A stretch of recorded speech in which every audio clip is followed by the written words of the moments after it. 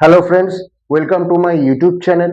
तो आज मैं आप सबके दरख्वास्त पे, खास करके स्टूडेंट के दरख्वास्त पे, तो मैं जो सब्जेक्ट लेकर आया हूँ तो वो है इकोनॉमिक्स। दोस्तों, बहुत सारे स्टूडेंट जो है मुझसे बोलते हैं कि सर इकोनॉमिक्स जो है वो बहुत टफ सब्जेक्ट है, हमसे नहीं हो पा रहा है, ये हमसे रटा नहीं जा रहा है, ये से समझ में नहीं आ रहा है। तो दोस्तों, मैं आप लोगों को कहता हूँ कि इकोनॉमिक्स जो है वो बहुत ही एक इजी सब्जेक्ट है, ठीक है। लेकिन इसमें कंडीशन है कि इकोनॉमिक्स को आपको रेगुलर स्टडी करना पड़ता है, ठीक है। आप लोग क्या करते हैं, किसी भी कोचिंग या कॉलेज या स्कूल में आप लोग जब भी जाते हैं, जो स्कूल में जो सब्जेक्ट जो पोर्शन करवाते हैं आप लोग वही पढ़ते हैं, फिर आके घर में बुक्स को छोड़ देते हैं। फिर 2 दिन बाद, 3 दिन बाद या 4 दिन बाद जब होता है आप जाके बुक्स को खोलते हैं, तो इससे इकोनॉमिक्स नहीं होगा।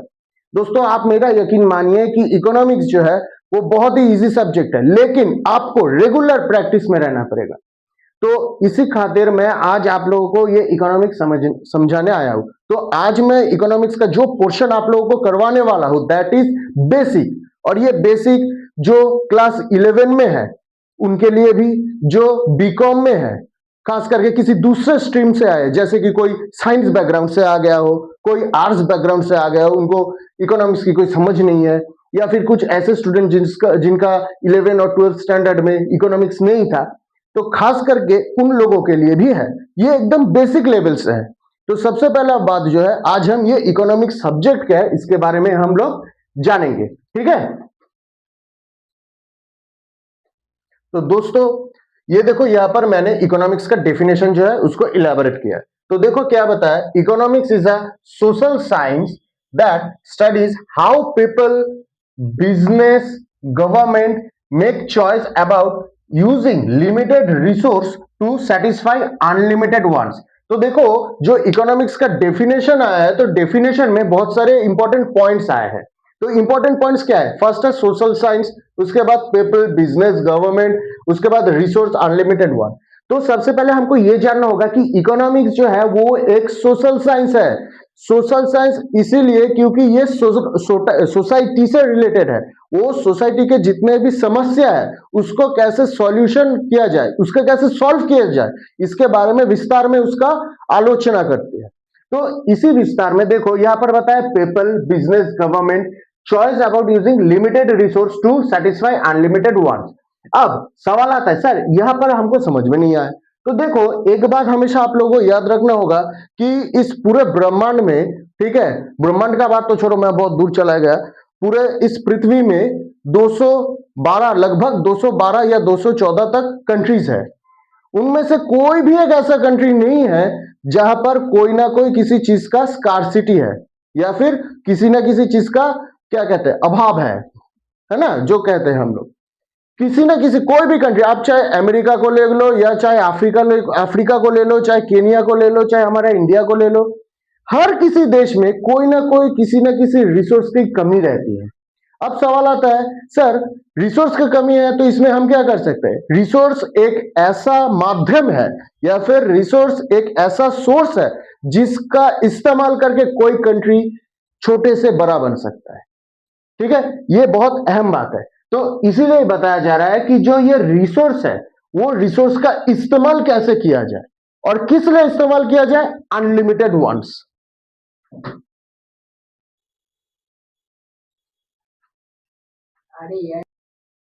तो अनलिमिटेड वंस, तो देखो दोस्तों, यहां पर एक बहुत इंपॉर्टेंट टर्म दिया गया है, अनलिमिटेड वन, ठीक है। तो दोस्तों, मैं सबसे पहले आप लोगों से एक बार माफी मांग लेता हूं कि मैं हिंदी में टीच कर रहा हूं, ठीक है। तो हिंदी में अगर कोई प्रॉब्लम हो तो थोड़ा आप लोग एडजस्ट कर लेना। तो जो ये अनलिमिटेड वन है, ये अनलिमिटेड वन किस चीज का है, देखो ये अनलिमिटेड वन जो है वो ह्यूमन बीइंग का है। किसका है, ह्यूमन बीइंग।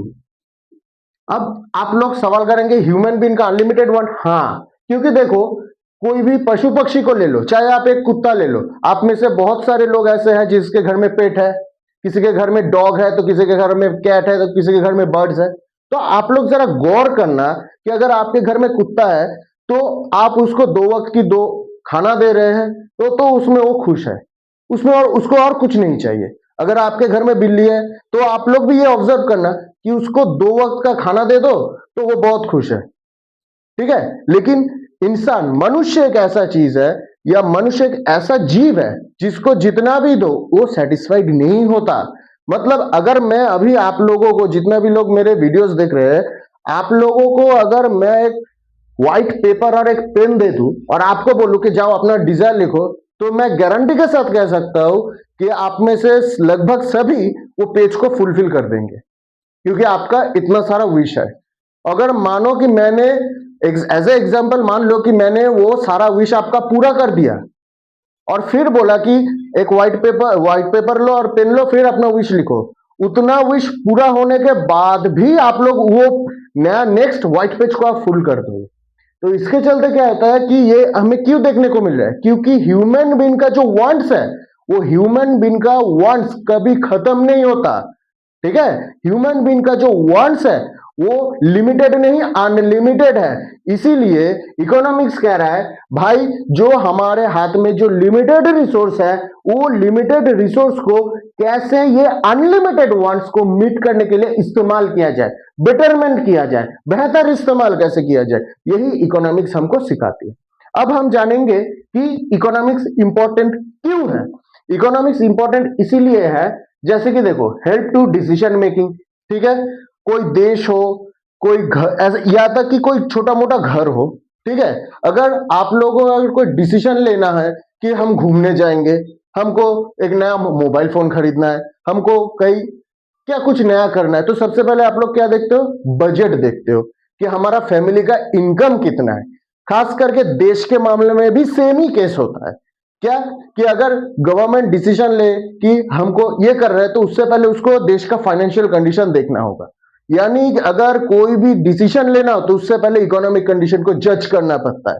तो that what we call help to decision making. ठीक है, चाहे वो देश के मामले में हो या छोटा कोई घर के मामले में हो। दूसरा, एक्सप्लेन प्राइस, इनकम, इन्फ्लेशन या अनएम्प्लॉयमेंट। यानी ये देश का मामला हो गया भाई, कि अगर देश में देखो आप लोग को देखने को मिल रहा है कि अगर कोई चीज का दाम बढ़ रहा है, सब्जी हो, अनाज हो, इसका दाम बढ़ रहा है, तो लोग बहुत चिल्ला रहे हैं कि हमारा इनकम नहीं बढ़ रहा है, जिस चीजों का दाम बढ़ते जा रहा है। तो ये जो प्राइस, जो सब्जी हो, अनाज हो, इसका जो प्राइस बढ़ा है, ये इकोनॉमिक्स से रिलेटेड है। ठीक है, इनकम, लोगों का इनकम, चाहे कोई इंडिविजुअल हो, मैं हूं, आप हो, कोई भी हो, उनका इंडिविजुअल जो इनकम है वो भी इकोनॉमिक्स का सब्जेक्ट है। देश का इनकम, वो भी इकोनॉमिक्स का सब्जेक्ट है। Inflation, unemployment. इन्फ्लेशन तो आप लोग तो जानते ही हो, ठीक है, आजकल देश का जो हालत है, तो उसको चलते आप लोग को मुझसे अच्छा मालूम है कि इन्फ्लेशन क्या है। 400 रुपया का गैस अभी 900 रुपया हो गया, तो इसको इन्फ्लेशन ही कह सकते हैं। तो इन्फ्लेशन के चलते क्या हालत हो गया, मतलब इन्फ्लेशन मतलब जब गुड्स और सर्विस का प्राइस लगातार बढ़ते जाए, वो भी इकोनॉमिक्स का ही सब्जेक्ट है। ठीक है, उसके बाद अनएम्प्लॉयमेंट है, इसके बारे में तो बोलने की जरूरत भी नहीं है। ठीक है, अनएम्प्लॉयमेंट का मतलब, अनएम्प्लॉयमेंट का मतलब होता है कि मानो कोई इंसान काम करना चाहता है, जो वेजेस है, जो सैलरी मिलेगा उसी में काम करना चाहता है, लेकिन मार्केट में काम है ही नहीं, उसी को कहा जाता है unemployment. And third point, guide economic development and welfare. Economic development and welfare मतलब देश का कैसे भला हो, घर का कैसे भला हो, ये सब में डिसीजन लेने में भी इकोनॉमिक्स हम लोगों को बहुत बड़ा हेल्प करता है।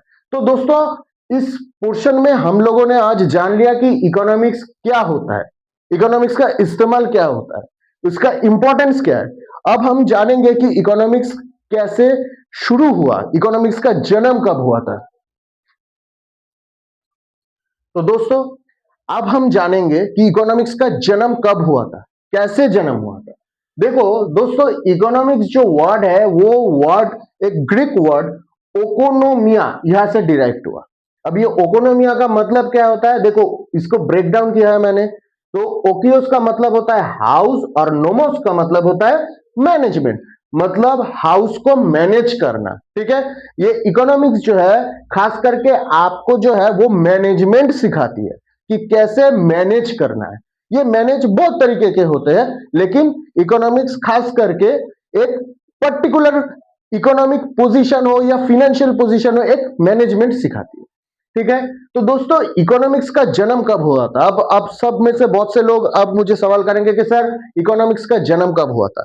तो दोस्तों सब कहेंगे कि सर कुछ साल पहले हुआ था, कि ये वो इसने किया था उसने किया था। नहीं, इकोनॉमिक्स का जन्म हुआ था 4th century of BCE, 4th century of BCE।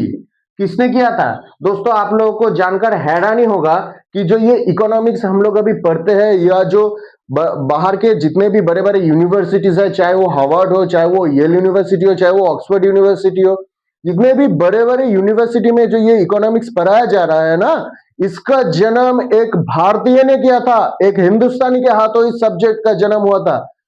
उसका नाम है आचार्य चाणक्य।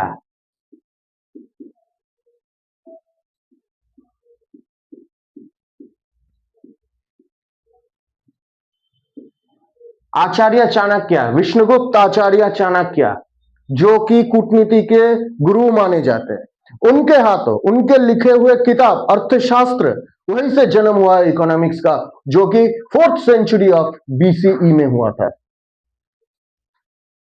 ठीक है।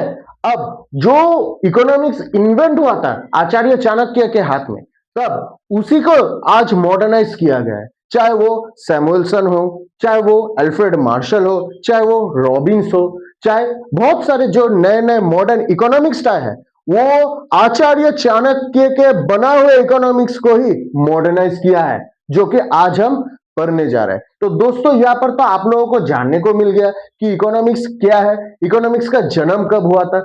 अब हम इकोनॉमिक्स क्या है ये जानने के बाद हम इकोनॉमिक्स के डिटेल्स में जाएंगे। तो दोस्तों आप लोगों को यह बात ध्यान में रखना है कि इकोनॉमिक्स सीखने से पहले इकोनॉमिक्स का कुछ बेसिक टर्म्स जानना बहुत जरूरी है।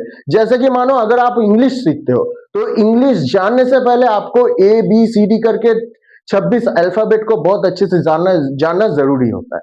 ठीक है। अगर आप मैथ सीखते हो तो 1 से लेके 100 या 1000 तक सीखना आपके लिए बहुत जरूरी होता है। तो ठीक उसी तरह अगर आपको इकोनॉमिक्स को जानना है, इकोनॉमिक्स के गहराई तक पहुंचना है, तो उससे पहले इकोनॉमिक्स के कुछ बेसिक टर्म्स है जो कि आपको बहुत अच्छे से सीखना पड़ेगा। ठीक है।